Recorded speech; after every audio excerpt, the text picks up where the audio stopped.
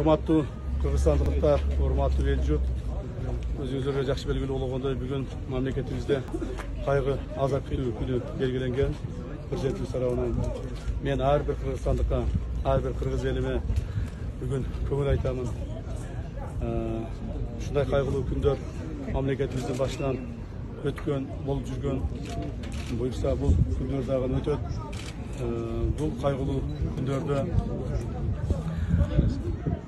ушул жерде каза болгон жарандарга, алардын тууган уруктарына, каза болгон биздин баатыр жоокерлерибиздин тууган уруктарына ар бирине көңүл айтамын. Биздин ата энелерибиз жоокерлерибизди мамлекетибизге кызмат кылсын, элибиздин коргосун деп биздин колубузга тапшырган эле. Ошол жоокерлерибиз мына менин балам болуп калган. Мен жоокерлеримди, балдарымды жоготтум, бирок мамлекетибиз сактап калды. Бирок мамлекетибизди бүтүндүгүн, мамлекетибиздин бүгүнкү күндөгү бардык чегарасын өз калыбында сактап калды. Баатырларга, баатыр жоокерлерге таазим этемин. Ар бир менин жоокерлерим өздөрүн акыркы убакыттар, акыркы минуталарына чейин элим, жерим деп каза болду.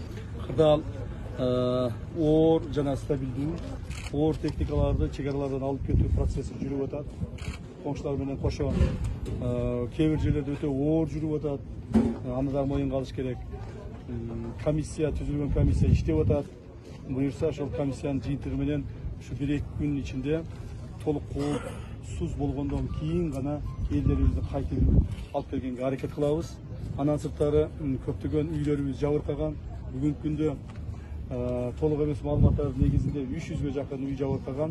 Ошол үй бүлөлөрдүн кайра өздөрүнүн үйүнө азыр алып келе албайбыз. Бирок тез аранын ичинде чара көрүп, аларды үйлөрүн ордуна койгон алып келебиз.